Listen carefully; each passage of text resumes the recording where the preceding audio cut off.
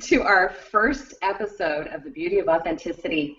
I'm Lisa Winston, authenticity coach and intuitive life coach. And today, my very first episode, yay, is with my beautiful, treasured goddess, powerful, I don't know, she's just everything to me, the world to me. Alida McDaniel is joining me today. Thank you so much, Alida, for being here. I'm so excited to have you. Thank you so much for having me, Lisa. I'm so excited to be a part of this and to be your first guest. Yay, look how gorgeous you are. You really are a goddess. It's so beautiful. Well, what I want to tell everybody today, again, is the reason for this series is that I've been inspired so much by so many people since I've actually started stepping into, and I've actually not started, but I fully stepped into my authentic self, and my life has changed so much. And I now connect to people at a heart level, and I'm so inspired by authentic people, people that just are brilliant, and they glow, and they shine, and they're doing what they love to do, and they touch other people, and they serve, and just all these things that touch my heart in such a big way. And so a lot of people wonder what authenticity means, what it is, and what does it mean to step into your authentic self? You know, what does it mean to live from that space? So what the purpose of these talks is to share with you people that have really inspired me and touched my heart with their authenticity, their beauty, their brilliance, and what they're doing in the world. And they're going to be people from all walks of life and doing various things, but they all are beaming examples of genuine, authentic, powerful selves. And Alida is a perfect start. She is fantastic. Her life has just unfolded in amazing ways. And I've seen that over the last almost 2 years. And she was powerful when I met her, but she has stepped into so many other things, and she has a beautiful story to share with you. So I think I'd like to start out, Alida. Well, first of all, why don't you just give people a brief overview, and we'll get into it later, of what exactly it is that you do. Well, essentially, I'm an intuitive life strategist, and what that means for me is I have the capacity to be able to use clairvoyance, clairaudience, mediumship, DNA energy work, past life regression therapy, all wrapped up into one in order to help clients really grasp what soul purpose means. It gives them an opportunity to really understand from a more tangible perspective what it means to live their truth. And so we're able to look at nutrition, we're able to look at their fitness levels, we're able to look at their relationships, maybe with others and with themselves, and even with their career, to be able to really calibrate their life in a way that allows them to live in the most highest and best authentic way. Wow, and that's just the beginning of what you do. You're so phenomenal. Thank you for sharing that, and I want you to get into that later, but we'll talk about that in a little bit. What I'd also like you to share is, I know you've had a journey, your own specific journey, but you've stepped even more into your authentic self within this past year. And I'd like you to just give the viewers what your perception is, what your idea is about, stepping into your authentic self. What does authenticity mean to you? And maybe a little background about what's happened. I know, again, this is a long, we have a whole hour to talk about it, but what stepping into your authentic self has done for your life, and just give us a brief synopsis, and then we'll go into some other things too. Yeah, for sure. To me, authenticity really is, it's really a coming into an understanding that there is nothing ever constant about my identity. The only thing that's consistent for me is aiming to be better today than I was yesterday. And if I particularly, feel that there was something about my identity yesterday that I really enjoyed, I'll keep it today. And maybe keep it until tomorrow, but my identity and my authenticity is really based on how I can be best in this moment. So for me, it really is more of it's kind of a breath of fresh air, where so many of us are struggling to keep this identity in concrete. And by doing that, we end up actually pretending to be somebody that we're not, because now we limit ourselves and we constrict our capacity to be able to see the potential that we have access to. And so for me, when I think about authenticity and authenticity in my life, it's really more of a permission to explore who I can be, the best version of me in this possible moment, and really just go for it and just be gung ho all about it, and really turn my life into a science experiment. Oh, I love that. You know what I love is that you're allowing the flow. You're stepping into the flow. I love the what you said about giving yourself permission to allow expansion. Like you said, we're not stuck in a box. We allow ourselves to grow every day, and whenever the doors open, we step into them and embrace them fully and see where it takes us, because it always takes us to a higher space.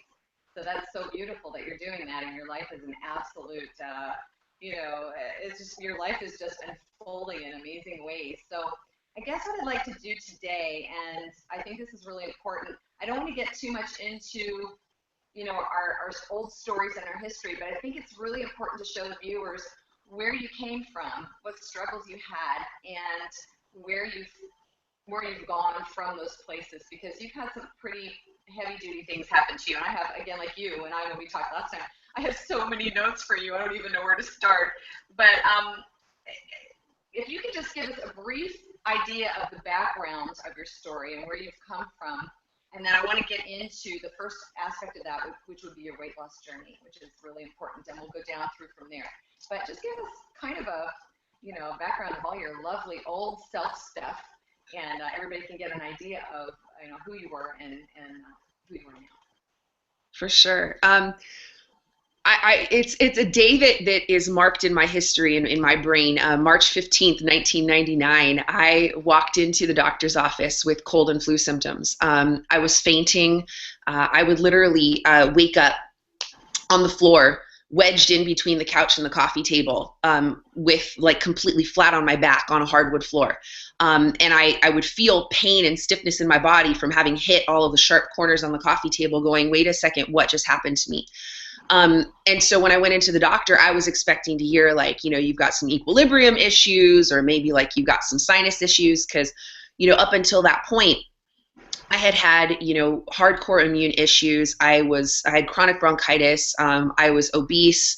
I was really struggling with life. And so the doctor basically looked at me square in the eye, and he tried to give me a prescription for an antidepressant, for Prozac. Now, this was the third doctor that had tried to do that to me, to try to put me on Prozac in probably a matter of 5 years. From the time I was 13 to about 18, 19, I had doctors like, hey, Alida, you need Prozac. Hey, Alida, you need Prozac. And I was like, yeah, no, I don't want to do it.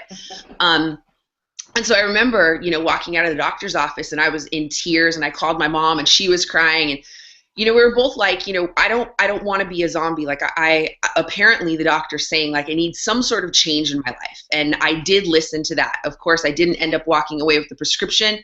I did, look for nutritional reasons or nutritional alternatives, which I was able to find. But I walked away from it realizing I'm obese, I'm addicted to food, and I have some really horrible habits right now that are not conducive to me being happy.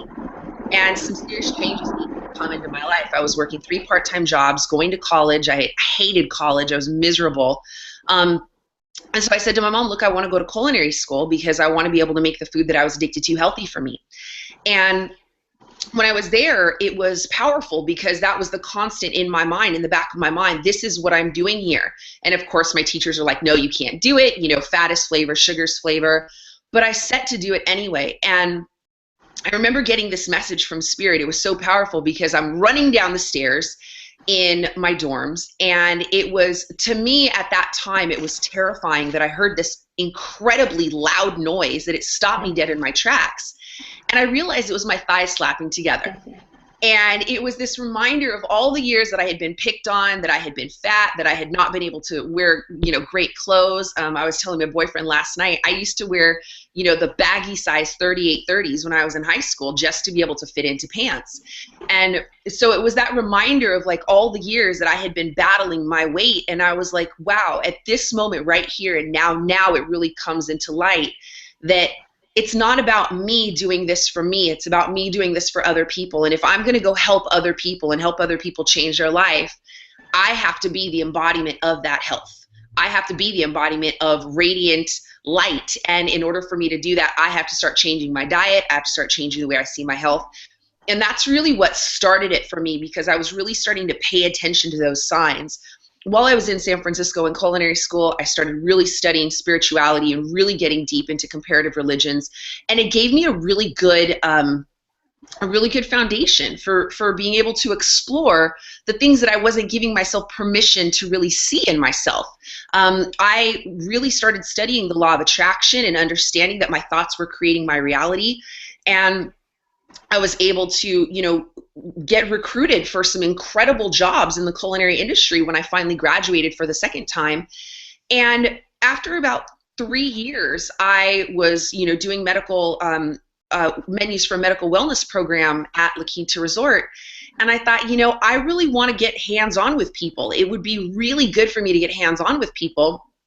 And so I ended up walking into Gold's Gym with my before and after photo. After a year prior, I had made a vision board that said, be a personal trainer. I walked in with my before and after photo, and they hired me on the spot.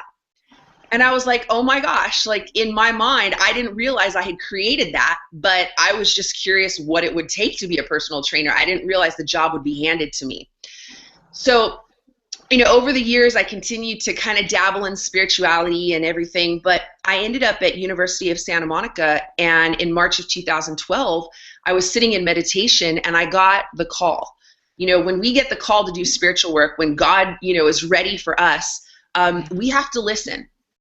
I didn't want to listen. I wasn't ready to listen. I wasn't even thinking about trying to listen, and I tried to deny it. I tried to ignore it.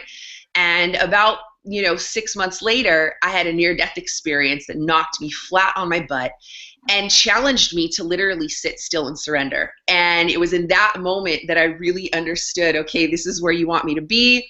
This is where I need to go. I get it. I surrender. And since then, I have been open to receive the gifts that I was born with, because I've been clairvoyant and I've been a medium. I've been a channel since as far back as I can remember. But now I understand what it means to truly surrender. I understand what it truly means to just watch life unfold. And in that perspective, being able to set intentions and conscious intentions, for me, have actually taken on whole new meaning, because now as I'm setting the intention, my intention is to surrender into my highest good rather than surrender into what I think is my highest good, which is actually a limited version of what God, the universe, spirit is actually trying to give me. So in a nutshell, it literally took me having to break free from the obesity, break free from all of those chronic illnesses to really understand who and what I truly am as a powerful light being. Wow, that is just an amazing story. And I remember when you were talking to me before the interview about the thigh slapping, the noise, that actually it was an epiphany for you actually when it happened. It was so profound, those small things that people think, yeah, that's nothing, but when it hits you, it really hits you. But I have a quick question for you. I know you've always been connected, intuitive and spiritual to a certain degree, but how, before you really started studying comparative religion and getting into spirituality and stuff like that, were you really a very spiritual, were you religious? Were you spiritual at all? Because a lot of people who are on the planet these days, they're kind of trying to find their way. And, the spiritual connection for both of us has been what's really propelled us, it's given us the opportunity to really become aware and look at ourselves. But when you were growing up and you were kind of pre-culinary school and all the other stuff, were you really tuned in to a spiritual practice or, anything before you really got propelled into that next level of spirituality? To be completely honest, no, not really. I was baptized Catholic. I went through the whole gamut. I had my quinceañera in a Catholic church, but my mom was mainly Christian. But I feel like when I was experiencing all of that, there was a lot of space that my mom gave me to really just kind of explore what spirituality meant. She used to take me to this great bookstore in downtown LA called the Bodhi Tree. And we would go there on Sunday afternoons after she would try out a new church, trying to really find what her fit was. And so I was able to really just understand that there's a lot more than just one religion, but I spent so many years rebelling against religion because I remember hearing people say, well, the Bible says this and the Bible says this, but it was really everything that people were giving me was really limiting me in what I could truly see for myself. And it really was actually more deterring than it was uplifting. And so I spent many years just don't even talk to me about religion. I don't want to hear the word God. We are not, it just don't. And what was funny was, I remember growing up and being able to talk to spirits, communicating with the other side, communicating with, with relatives who had passed. And I was so scared of it all because from that Christian background, that's evil. You're talking to the devil and everything. So I really just rebelled against all of that. And it wasn't until I was in culinary school and I found this book. I don't practice magic. I'm not, Wiccan or anything like that. But I found this book called Sex, Magic, and Spirit because I really wanted to understand. I was really just terrified with the idea of, premarital sex. Is God going to strike me down? Like all of these things that I thought, what, let me just read this book and find out what this perspective is. And in that book, it actually taught me how to meditate. For my first time, this book taught me how to meditate. So if there's anything that I learned from that particular book, was how to balance out the male and female energies in the body. And so when I started doing that, I saw my life change. And when I saw those changes in my life, I realized that it's not about sex. It's not about the physical act. It's about the God connection that is in my body that I am denying. And so I had grown up as a single, with a single mom, as an only child, with divorced parents. And I was just all about like, men suck, so therefore God must suck. And, and because I grew up that way, when I finally learned how to meditate and start balancing out those energies within my body, it really started to soften me and really started to open me up to really just explore who I was and who I was destined to be. Wow, that's beautiful. So in reality, was it the spirituality that propelled you into all the situations that came after? Or is it the situations that you experienced that propelled you into a deeper sense of self? I think it's a combination of both. What I love most about the universe and about consciousness is probably one of my most favorite things is there's this phrase that says what you are seeking is also seeking you. Yeah. And what I found is that, on the one hand, there may be this pull and this inspiration to really free myself from the suffering that I had as a child, the trauma that I had as a child, right? But on the flip side, that higher me is calling me forward and saying, hey, this is where you're supposed to be, so come take a look at this. So it's like it's my desire to break free, but on the flip side, it's this alter ego that's wanting to become me that is both calling at the same time. So it's this beautiful kind of synergy of coming into truth, I think is probably the best way to answer that question. Wow, that's beautiful. That was perfect. I couldn't have done that better myself. What I think is most funny about it too is I like to say this because it really is, to me, it was something that's so powerful. Was when I was in San Francisco, I allowed myself to just explore all personalities, all lifestyles, and I used to hang out with trannies. Oh. And if you want to really explore who and what you really are, hang out with them for an afternoon, get to know them, play. And it was in that space that I really started to really be like, okay, who do I really want to become? Let me be something different every single day. And it really was kind of like in that space, it really allowed me to explore the weird things, where I started reading things by Aldous Huxley and Timothy Leary and Alan Watts, and that's when it really just started being like, okay, you know what? It's okay. I'm away from home. I'm away from anybody who can judge me. I don't belong to any specific religion. So I'm just going to explore and let me just hear what people have to say, because there may be some really good nuggets that I want to have in my life. Yes. That is so beautiful, because, and even now, like you had that all this stuff that's happening before you really stepped into your authentic self. And I found personally in my life now that as you step into your authentic self, I'm singing in this band, right, the 6-String Outlaws, and they have these guys, I love these guys, they have beautiful hearts, but they have tattoos and, all this stuff. And And there are so many people that are like, wow, you know, you're this prim and proper, you know, woman who's sung jazz your whole life or whatever. And it's funny because I'm stepping into all kinds of different groups of people now, people that I would never see myself with previously, because I have a heart for everybody. You know, when you step into your authentic self, you know, if you're Christian, you think about Jesus, right? He was with the lepers, and he was with all the people that were nonconformists, basically, and that's what he did. He spread the message of love. And so it's really cool that you got the opportunity to do that pre all of this stuff that was going on, and now post, you still do the same kind of thing. You embrace other people, you accept other people, people of all religions, ethnic groups, colors, with tattoos, mohawks, you know, piercings, whatever it is, because we are not our bodies. We are our authentic selves at a heart level, a heart and soul level. And when you connect with people, you learn so much about not only them, but about yourself, and how we're all one. And you and I talked about this before. We are all, truly all one. There's nothing that separates us. So that's so beautiful. It kind of can happen before, and then it really happens after you step into your authentic self. It's amazing stuff. I mean, I'm sure you're hanging out with all kinds of people too right now, right? I mean, well, we'll go into your boyfriend, you know, and the gym situation and all that stuff. But okay, so anyway, I just had to bring that up because it's just really powerful. Thank you. All right, so what I'd like you to do now is, can you give us a little bit more background about what your programs encompass? Because I know you're involved in a lot of different things. You know, not just nutrition.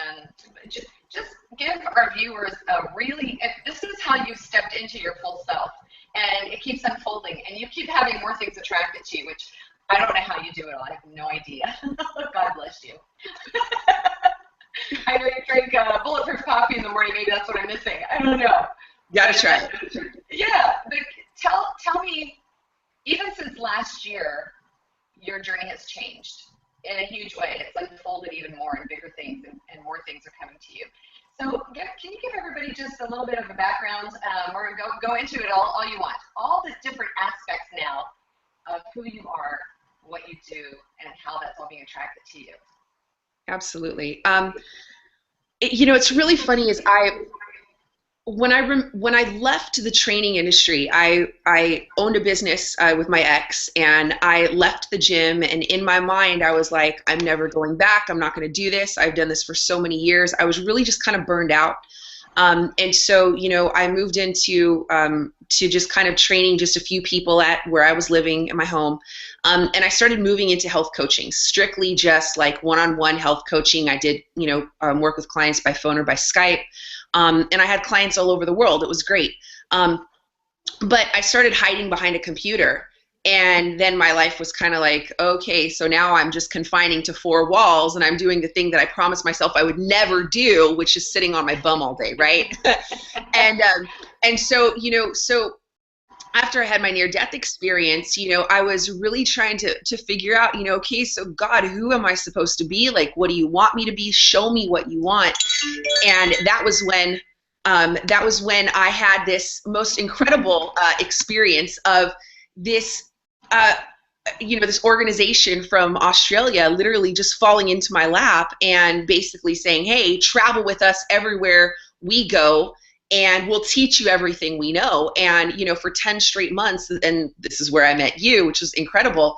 I was handheld, and I was under the wings of, you know, these incredible beings who had me certified in all their programs, but I was still sitting at the computer 14, 16 hours a day. And I gained like 35 pounds because I just, like, at the end of the day, I was just exhausted. I was like, I don't even know what I'm going to do with myself. And so when I finally got out of it, and I literally just had to sit down and basically just be like, okay, Spirit, where am I supposed to go now? Spirit says it doesn't have to be one way. It doesn't have to look a specific way. So over this last year, I've been redeveloping, re-experimenting, you know, back up into that science experiment. And the more I have just cleared away my concept of who I think I need to be, I opened myself up to receive the most incredible man I have ever met in my entire life, who just happens to own a gym in Costa Mesa, who just happens to not have somebody like me on staff. And ever since we met on December 31st, we have literally joined forces in incredible ways. So whereas I was just strictly doing health coaching, spirituality coaching, I've now gone back into bringing the nutritional aspect in from an intuitive perspective. So now my coaching program involves all of those things. And in addition to that, I'm currently working on a new fitness program for his gym that we're going to be launching on March 7th. It's going to be called Bhakti Bar, and it combines basically meditation, yoga, bar, and Pilates, so that we can really just, get all of the bits and pieces of the body that are not hit in regular weight training or kickboxing. So I'm being able to basically bring all of the things that I absolutely love doing all back into one total package. And it's like Spirit has said to me 1,000,001 times, it doesn't have to be only one way. To really truly be authentic and to really truly stand in your own true power, I have learned that you can do it all if you know how. I've learned with regards to my business is really understanding how to set the priority so strong and so deliberate that you're able to bring in all the most amazing aspects of you and allow your creative juices to flow so that you can attract and align with the people who can help you manifest it and make it possible. And that's really exactly where I'm at right now at this time in my life.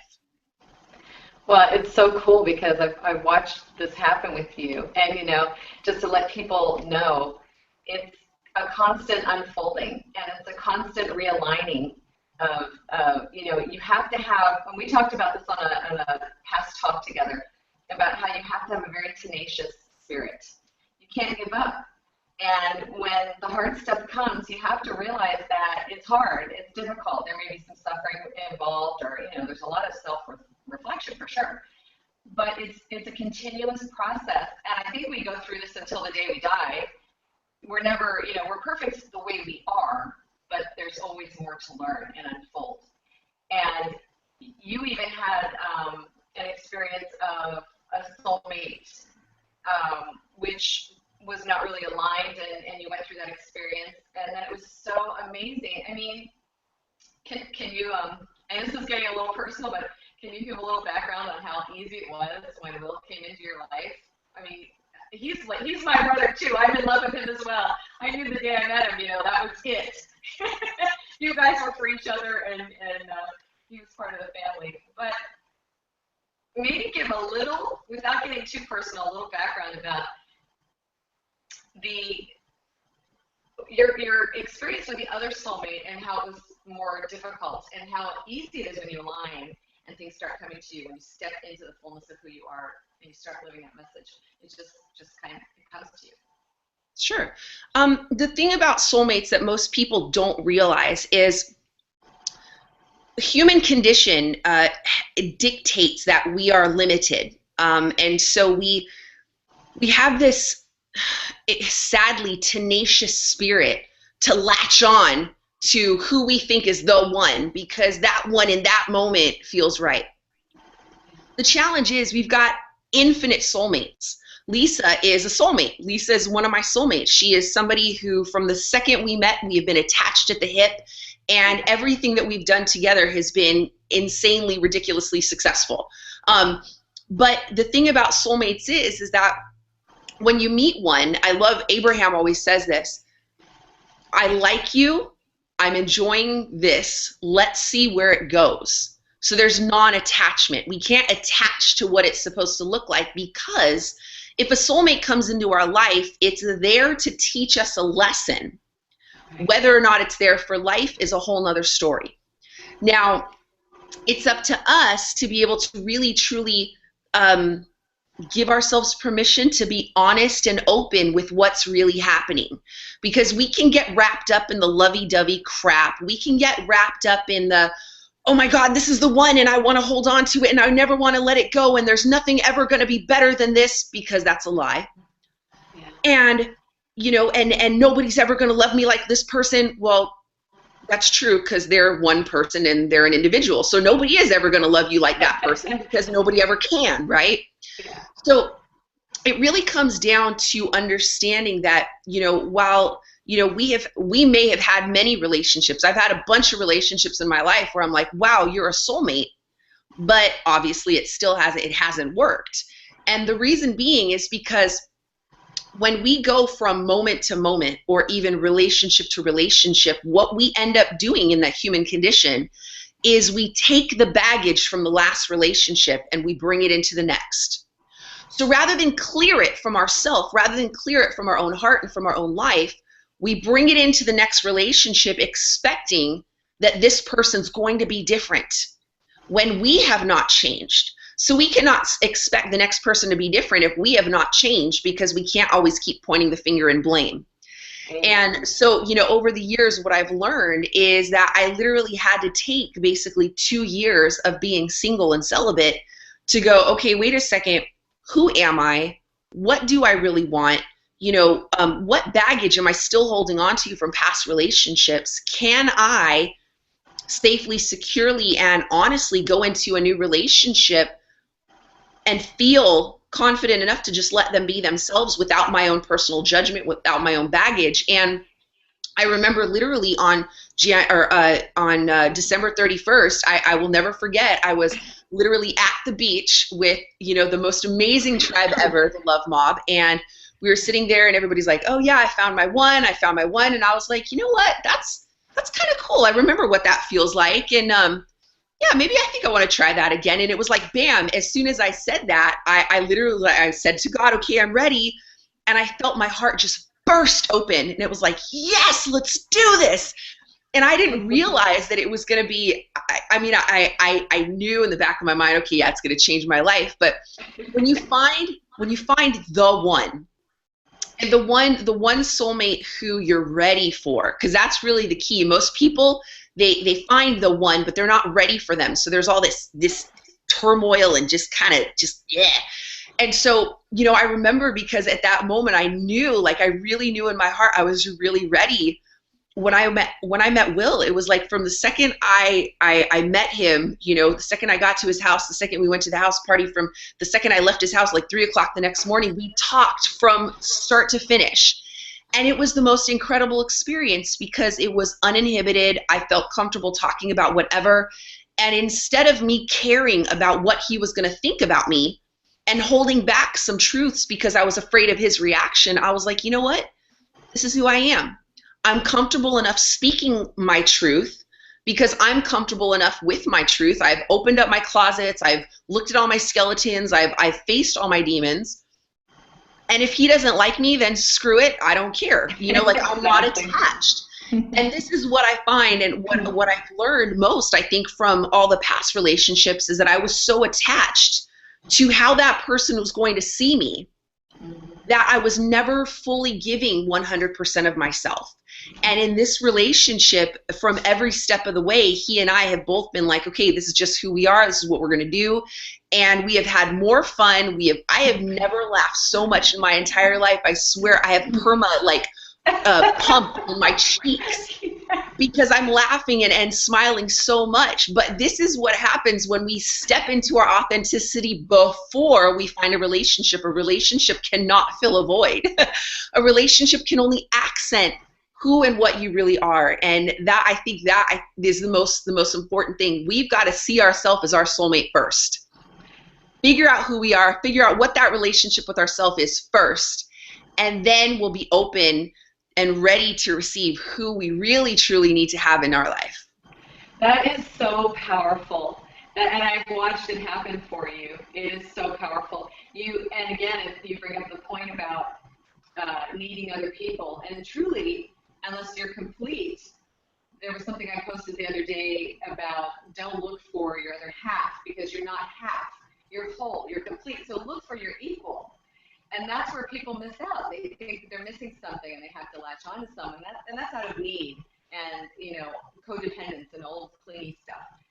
And I've been watching this relationship with you and Will, which, instantaneously happens in a beautiful way. You complement each other, you lift each other up, you support each other, you encourage one another.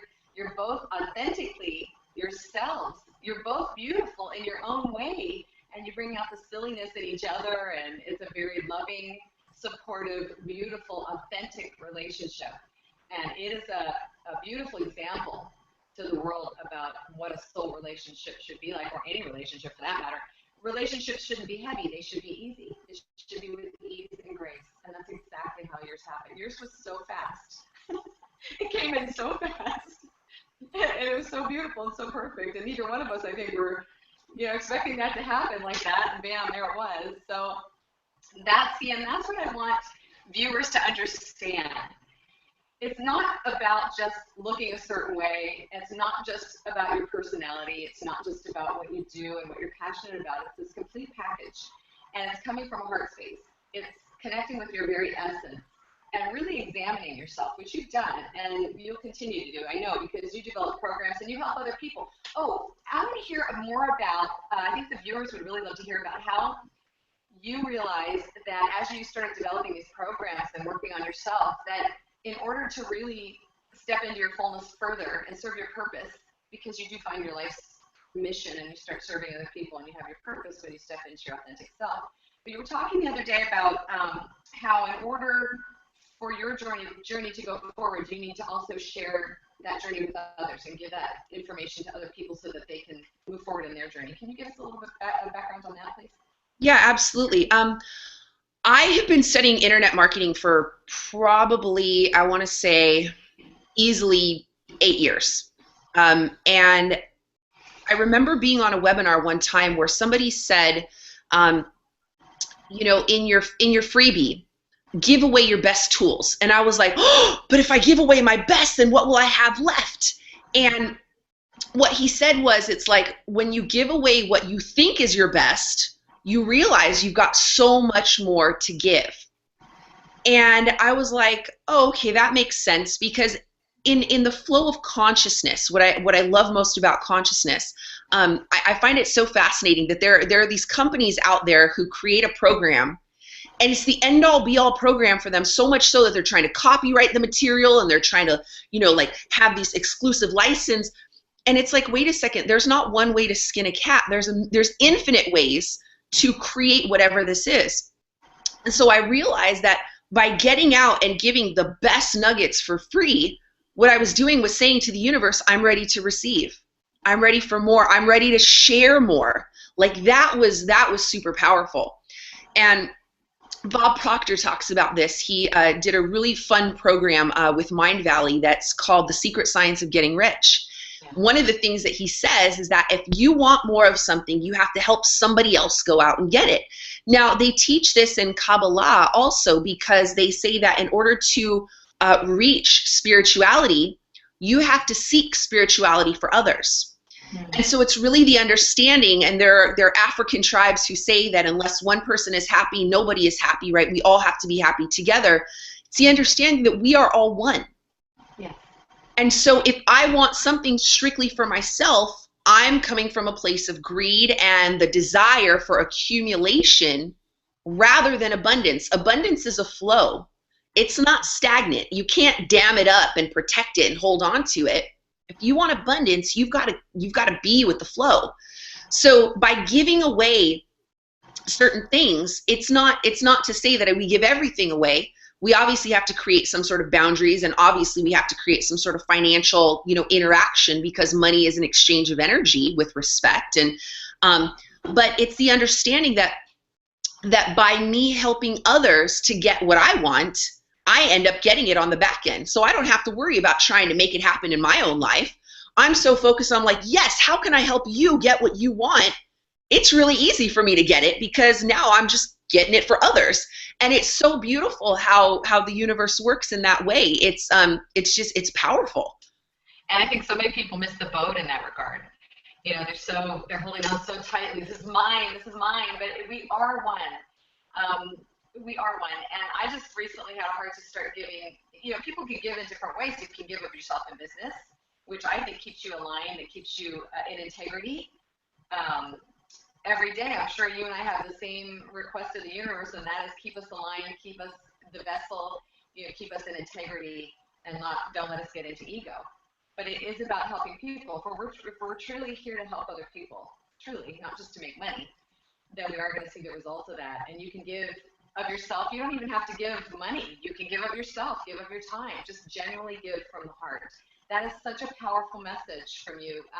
And I love that, because there are just so many misunderstandings, on the planet between people. And once again, once you start stepping into your heart space, the fullness of who you are, these things really come up and you become aware of them. And then you start to practice and live them. And that's how you go out and propel your message into the world. That's one of the whole points of being your authentic self, is to help the planet. It's not all about us. It's about helping the planet and serving others, which is beautiful. And I know we have a little bit of time yet. I also think the other day we were talking about, I'm jumping to another subject, but I wanted you to talk a little bit about your thoughts on stillness, because the world is so busy, and we're so busy trying to get information and trying to find our authentic selves and trying to do programs and, oh my gosh, what do I do? But can you tell people your experience and the necessity of being stillness, and how that has helped you in your journey in finding and stepping into your authentic self? Absolutely. Growing up with a mom who worked 3 jobs to support me, I grew up with the mindset that busyness equals success. So the more I have on my plate, the more successful I am. But what I wasn't really fully understanding, and what I had not really essentially created for myself, was busy with purpose. I was busy just to be busy, so I would take on 1,000,001 projects, and of course, things just weren't getting done in an efficient or effective manner, but I was judging. I had this identity that the more I had on my plate, the more virtuous I would be. And it was in the near-death experience that basically just knocked me down. I remember sitting in the hospital for 4 straight days, having no other choice but to surrender. I could barely walk. I couldn't, even standing up to go to the bathroom, my head was pounding so bad that I was like, okay, I just got to lay back down. And so what it taught me was that there's so often times where we think that taking action is going to get us from point A to point B. But sometimes taking action actually just means changing your thought process. Because what we don't realize is that we take action based on instinct. We take action based on conditioning. We take action based on our opinions. Doesn't necessarily mean any of that is true. So what we're doing is we're taking action based on a limited perspective of reality. So, if I have somebody who comes to me and says, well, hey, Alida, I can't seem to make good food choices. Well, most oftentimes, the reason why is because they're coming at it from a stressful perspective. Their mind is cluttered with stress thoughts.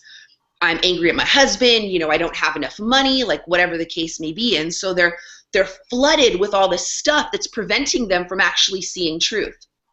So what I found, in this last year, as I continue to deepen my practice, I'm understanding that it's in the silent moments that I am actually pulling myself out of the way of the universe, so that the universe can actually create things that I'm asking for. So many of us go into, it's like we go into prayer. We're like, hey, God, please, God, please, God, please, God, please, God, please, God, please, God, please. But we never give God a chance to answer back. We're so busy talking, we never shut up and listen. God is probably saying to us, hey, it's right in front of your face. If you would shut up, it's right there. But we don't shut up. And so it's in those times when I literally just silence myself and I stop and I'm like, okay, what is it that you're trying to show me? Oh, there it is, right? And it's in the times that we silence our mind and we just stay present in the moment that we stop putting resistance against the thing that we're asking for. Because that busy mind, that busyness without purpose is what creates more resistance, more obstacles, more sticking points between us and what we truly want. So we've got to get silent. We've got to get really present to exactly who we're being in this moment, how we're showing up in life, and what our thought process is. so that we can really understand if we're working with or against what we're trying to create in life. That's absolutely perfect and beautiful. But let our viewers know, do you meditate? Because I think a lot of people think that they have to spend an hour or two doing yoga, meditation. You know, I used to do Qigong, and that took hours and hours. And I had to find a better way. As much as I love that and I can incorporate it, who has 2 or 3 or 4 hours to do that a day? Most people don't.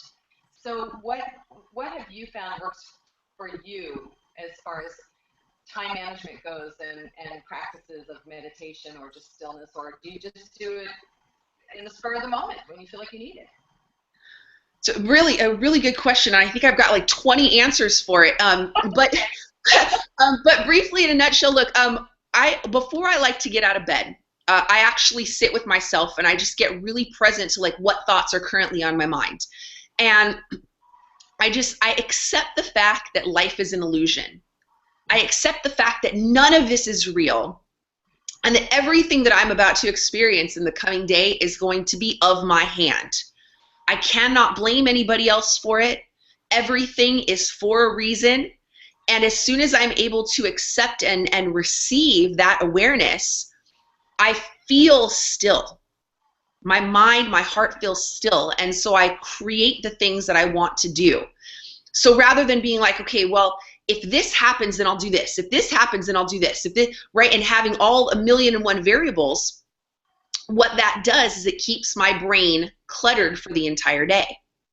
But if I go, okay, my intention is to experience this quality, to get this thing done, and to feel overall success by the time I go to sleep.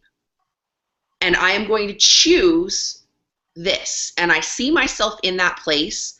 I visualize it. I feel the sensations in a tangible perspective, and then I go about my day.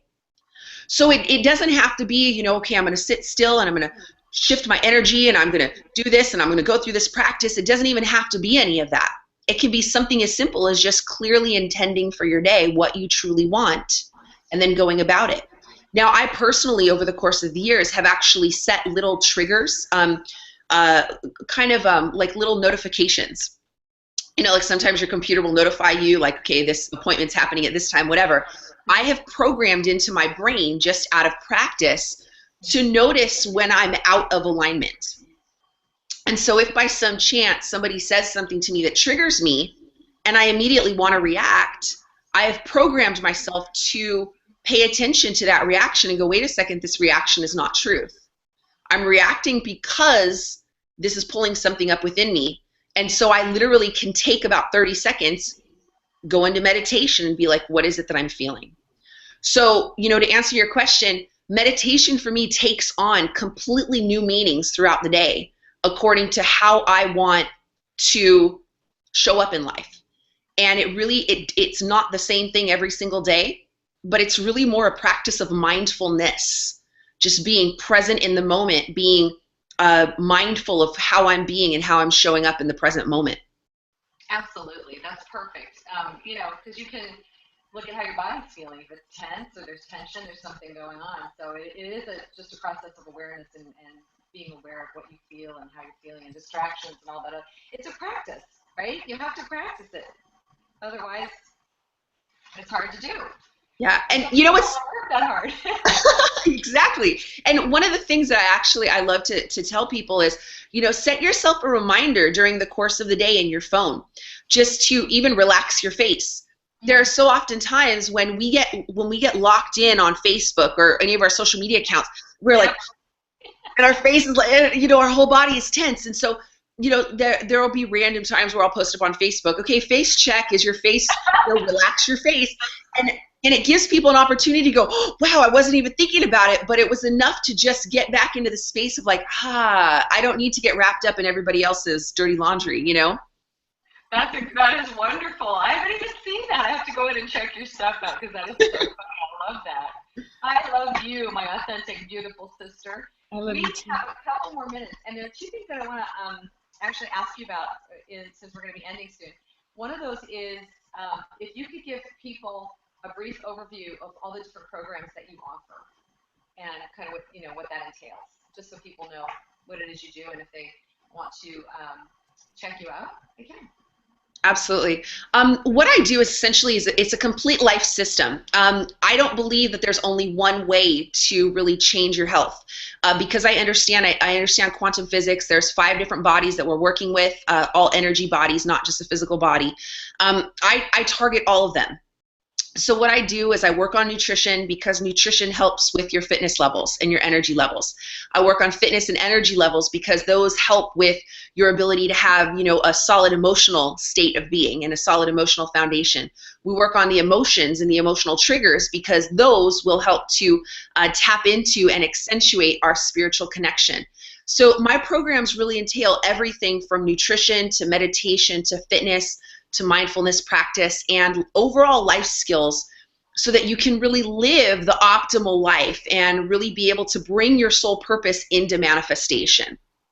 So I do 3, 6, and 12-month programs. Usually recommend people do a full 12 months, mainly because we're changing your life. And each step of the way, we're going to find new stuff to be able to really just explore. I don't want to say, new stuff that we're getting rid of, but it's really just exploring, because we're really reprogramming the way we are able to live our life and seeing our pitfalls as tools that we can use and transmute all of them into success. Okay, do you have specific programs though? Do you do business coaching, or do you touch upon all those different aspects in your program as they come up, or how does that work for you? I typically will do business coaching on a request basis, mainly just because, at this particular point, not everybody is ready to open up their own business. I like to work with soulful entrepreneurs. That's really one of my favorite things to do. If an entrepreneur is really struggling with their emotional state of being, or they're struggling with their nutritional, issues, we can go into that if that's something that definitely is needing to be brought forward. Many people don't realize that the struggle that they're having with starting their own business or really being successful with their own business has to do with emotional limiting beliefs. And so if by some chance I'm coaching somebody and helping them to develop, their business, and we have to address the fact that they don't feel worthy enough to make money doing what they love to do, then we're definitely going to have to tap into that. But I do enjoy working with soulful entrepreneurs, mainly because a lot of them feel, well, I should be doing this work for free. And, this is right. But look, here's the thing. If you have been given a gift from God, right? God understands, the universe, spirit understands we live in a physical world that requires money in order for us to do things. And if we, like Bob Proctor says this, if you want to expand your reach, you've got to make money. Money is not the evil. Money is not the root of all evil. Money is not corrupt. It's us that have injected those beliefs into it. And so if we can bring back in the energy of making money from a soulful perspective, then we can really change the world. And I think that's probably one of my favorite things in working with soulful entrepreneurs, is being able to reawaken that money-making aspect from a soulful space and from an abundant space. Yeah, absolutely. That's a lot of fun. That's a big one. Everybody, it seems like everybody on the planet has been struggling with money, and money's just an energy, and it's only a piece, it's only a portion of the value of you inside. It's not your total value. But again, what I found is stepping into your authentic self, and again, that's a very generalized term. What does that mean? But finding who you are, finding your fire and your passion, and loving yourself from a space of total acceptance and joy. Once you do all that stuff, and that's probably a lot of what your program entails, because you take people through those steps, clearing the limiting beliefs and finding who they are and finding their joy and passion and getting them healthy so that they start feeling and aligning with that. There are a lot of steps to it, And then the money, I believe, flows in, at a certain point when you're aligned and you're ready for that and you're feeling good. Oh my gosh, I can't believe almost an hour is gone already. Wow. Okay, so you have so many beautiful things to share, and I am so blessed that you were on this call with me today, because you've just been the love of my life. You have been handheld me through so many things, and such a support, such a joy. My sister, my soul sister, you've just inspired me in so many ways, and it's just a joy to watch you grow and blossom and unfold in amazing ways. It's great to share in each other's joy. You had so many wonderful things to say. What I'd like to do in the last couple of minutes is if you could sum up, because again, this is about having people step into their authentic selves, their heart space, their joy. where once you do that and you're able to connect with that space, magic happens. Doors open. You're in love with yourself. You're in love with life. You attract that to you. It's powerful and it's huge. So I guess that what I'm asking for you right now is imparting. Do you have any really big nuggets of wisdom for the audience, or maybe just one big juicy one that will really inspire people, or impart maybe an understanding as to what we're talking about on a deeper level? If anybody can do it, I know you can. Yeah, I think the biggest one is really get to know you, get right with you. So many of us are like, oh, I know who I am, and I know exactly who I am, but who I am is based on this, all these scars, and it's like, oh, look at my battle wound, and I got this in this relationship, and this is when this boss did this to me. So we think we know ourselves, but we never really truly know ourselves. And I think there's anything I've learned, it's to have incredible amounts of integrity. And that comes from literally understanding who we truly are on the deepest level, really giving ourselves the space and the permission to explore what that looks like. In business coaching, as we were talking about, when I'm working with soulful entrepreneurs, most of them are so afraid of letting somebody else do something or paying somebody else to do something because they believe in their mind that they have to do it all, right? And I was victim to that. I was the same way, but when I have people paying me to develop their programs because they're not good at developing curriculum, I'm really good at it, and I figured that out, right? But what I mean by that is that you've got to really understand what you really truly enjoy. And what you don't enjoy, find somebody else to do it. You've got to give yourself permission to focus on what is in your highest priority, what supports you, what makes you feel good at the end of the day. If you hate doing laundry, if you hate washing dishes and they're preventing you from living your life and being fully successful, don't do them. Find somebody else to do them. What you're going to find is you're making a self-honoring choice. You're basically saying to the universe, I am worth this time. This time is so valuable to me that I am going to focus on being my most authentic self in this moment, and I'm going to find somebody who actually enjoys doing those things, because now I'm giving to them the power to be their authentic self. So it's really just getting right with ourselves, really getting in integrity with who and what we truly are, before we go try to tell anybody else that they're wrong, or before we try to blame anybody else for our pitfalls or our downfalls or our lack of success. We've got to get really right with ourselves, get hardcore integrity, and really start taking ownership for our own life. I think that's probably the most powerful thing that I've ever learned with regards to authenticity. Well, that was wonderful. Oh my goddess. Thank you. Those are wonderful words of wisdom, and they're so powerful and so true. Oh my goodness, I can't believe our hour is over already. Thank you again. I'm Lisa Winston. It looks like I lost my little box on the on my video that shows who I am. But if you have any questions or comments, you can go to the YouTube account and please post them. You can get a hold of me at thebeautyofauthenticity@gmail.com, and my website is lisawinstonauthenicitycoach.com. And we're going to continue this series because I know this woman, and she still knocks my socks off. She is so beautiful and authentic, and her journey is so powerful, and it's just a joy to be in her life and to watch her bloom and unfold. And because of it, it's a circle, and I'm also unfolding and blooming as well. So it's just a beautiful, beautiful circle. So anyway, Alida, how can people get a hold of you? People can email me at ambassadorforgoodness@gmail.com. That's an email that's just strictly dedicated to people contacting me directly. You can find both of my websites. I have three. ambassadorforgoodness.com. Really just all-encompassing. You'll find meditations and bits and pieces that you can really just start to dig in to your own life on there.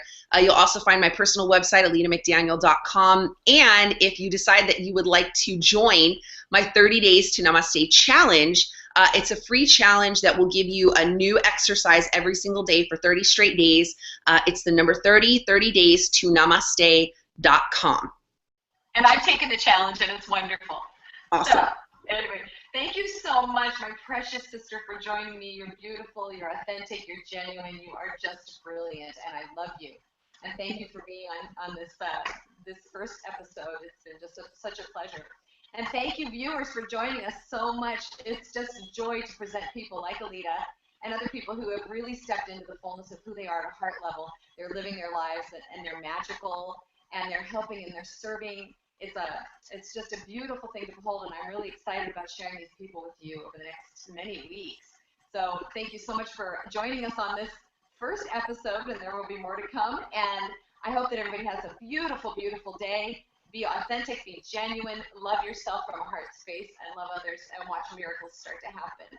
I love you, Alida. Bye, everybody. Thank you so much. Namaste. We'll see you soon. Namaste. Bye.